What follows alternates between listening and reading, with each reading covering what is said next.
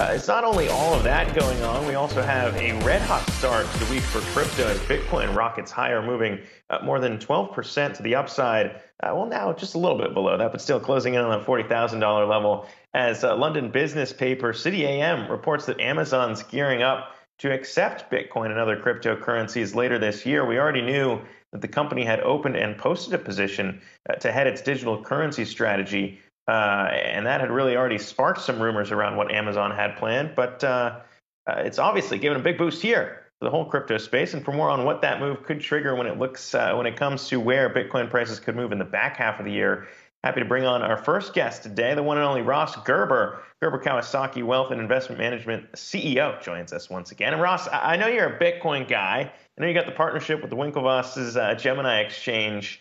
But in your mind, I mean, 40,000 seems like a pretty key level. Is this the beginning of a more stronger move towards that $100,000 price target?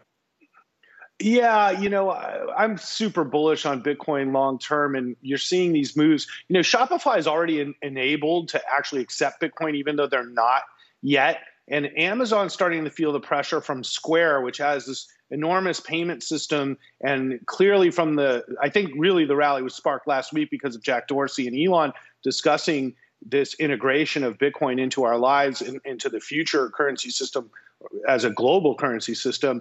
I think it really got investors enthusiastic again. But behind the scenes, like what my firm's doing and now what many other firms are trying to figure out how to do is to offer Bitcoin to clients. And we've seen no change in demand for crypto assets from clients. We're seeing heavy demand for crypto assets and for very good reason. And we're very bullish on the long term. So any weakness in Bitcoin is a buying opportunity. So then, Ross, I do want to ask you, just because we do have this Robinhood IPO coming this week, and they talked about in their roadshow essentially offering up a wallet. And I think for most really young investors, Robinhood is a way that folks can jump into the cryptocurrency space, purchasing Bitcoin, Ethereum, and some of the others. Do you think, especially considering how bullish you are on Bitcoin and some of the moves that we have been seeing this week, that it could help boost Robinhood, not just this week with their IPO, but even out ahead?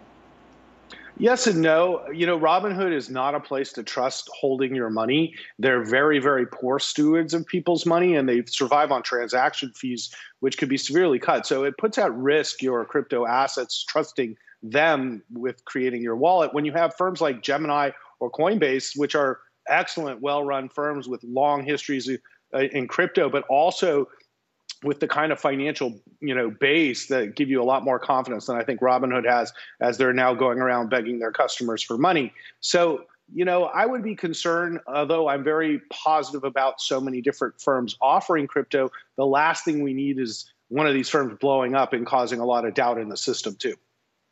Yeah, we heard that on the roadshow. Some of the questions around when those wallets would be available so they can have full custody of their crypto assets. But Ross, let's focus in on another one of those companies that you've long championed. That would be Tesla. Earnings on deck after the bell. What are you going to be looking for? What's the key thing here? Because, a lot of people are excited to potentially see a return to operating profit and a potential record there, as we saw in the last third quarter we got from them. So what are you going to be digging into after the bell? Honestly, I really have come to not care much about these quarterly reports from the sense of within the quarter. What I really care about is what's happening in Austin and the speed of their ability to get production going for the semi-truck and the Cybertruck. What I really care about is full self-driving, where we're actually at to a more wider release. That's really, really important, I think, for Tesla's long term.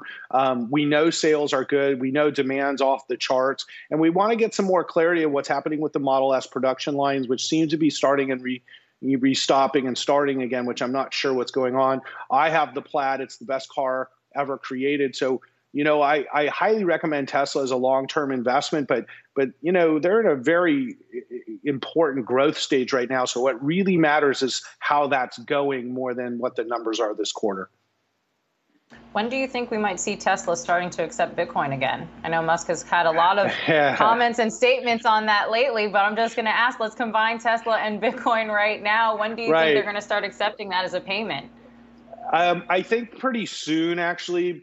I'm in Laguna Beach right now, and I was just told the two last home purchases in this neighborhood I'm renting in were bought with Bitcoin. So when you start thinking about this as an ecosystem for commerce, you don't really want to be sitting on the sidelines, and Tesla's been an innovator there. And I assume that we're going to see this among pretty much all companies over the next 12 months start accepting Bitcoin. And it's really easy to do. There's no reason why we can't accept cryptocurrencies in the current financial system we have.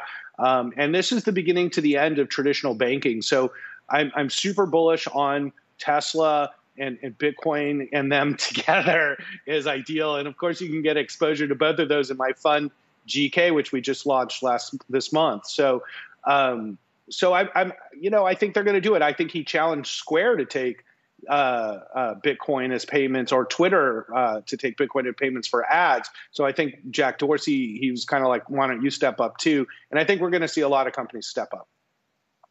All right, we'll leave that there. Ross Gerber, CEO of Gerber Kawasaki Wealth and Investment Management. Thanks so much for joining us today.